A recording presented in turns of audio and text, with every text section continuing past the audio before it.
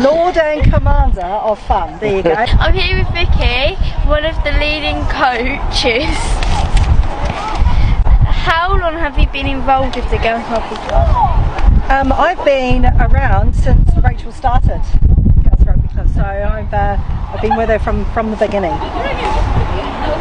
Why are clubs like this important to Girls Rugby? I think with there are so many clubs that are doing some wonderful things and have done a lot in the past to create their girls sections, and they are currently they're working really well, and they have the numbers and they have the pipeline numbers to be able to put out squads all the time.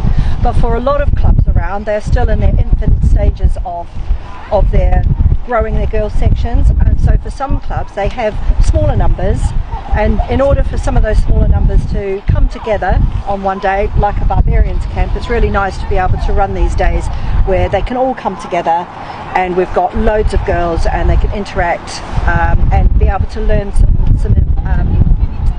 some of the important skills that they would learn normally at training when there's larger numbers at one of these days.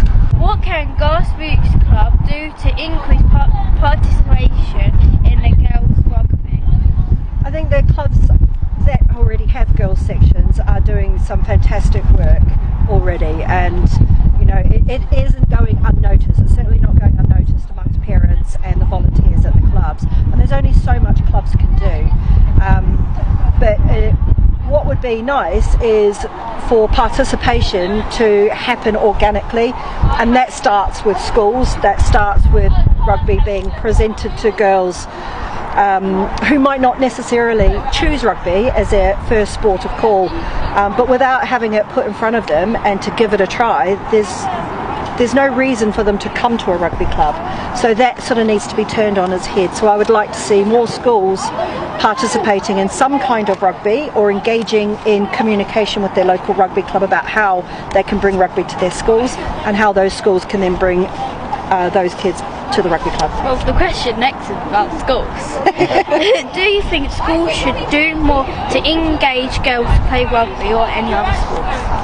I think, you know, politically you could say schools are a bit under pressure, especially after COVID, to try and get the academics in. And a lot of rugby coaches, especially sports coaches, rugby coaches, who were already delivering a really good program alongside the schools, have found themselves having to get other kind of employment. So there's probably been more of a decrease in coaches around sports to go into schools, which has meant that as a byproduct the schools have not had a lot of delivery. And we need to remember that schools don't always have the knowledge and infrastructure within their teaching resources, and some of them do, and they do it really well, and some of them they don't, and they outsource some of that, and you know, so that there needs to be a link between the two. But I think as a general feeling, especially for somebody who has a 9-year-old girl, it would be nice for schools to be able to provide more physical activity during school time, as well as offering more physical activity in any kind of sport. Rugby just happens to be my vehicle of choice, but any kind of sport for girls outside of school as well. Why should girls start playing rugby? Oh, that's an easy one, because it's fun. Because there's nothing like it. There's nothing like it that is engaging for every type of person on that pitch. It doesn't matter what size you are, it doesn't matter how big or small, how fast you are. For me, rugby, there's a role for everybody on that pitch, and I love how it makes me feel. And if I could get more girls to feel how I feel about rugby, that would just be amazing. Okay. What do you think about the idea of women's teams being able to move conversions closer to the post? I'm not a kicker myself,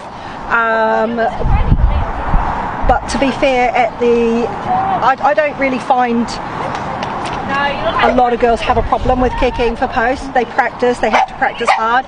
What you tend to find is that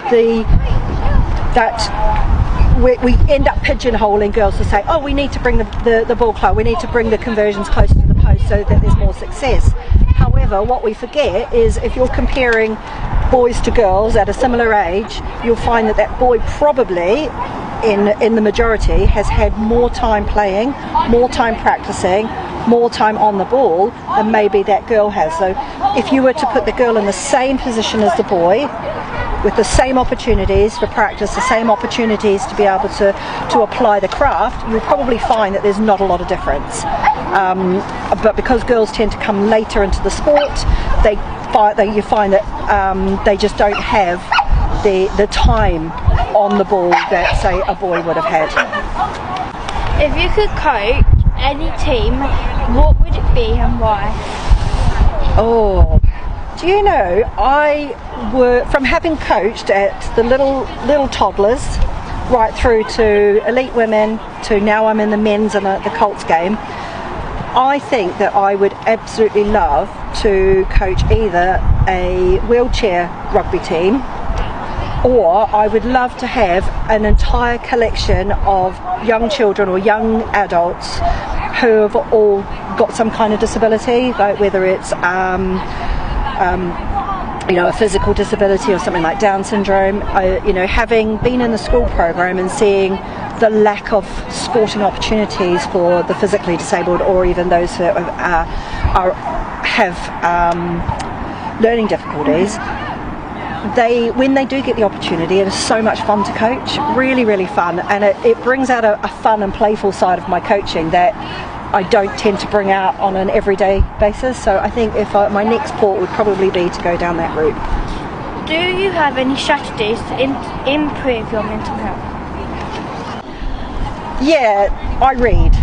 So I love to read, and I tend to try and read fantasy fiction, or I read a lot of history books. So my children and myself, we enjoy World War II history, so we enjoy learning. Other than that, we tend to play board games and cards. Thank you. High fives.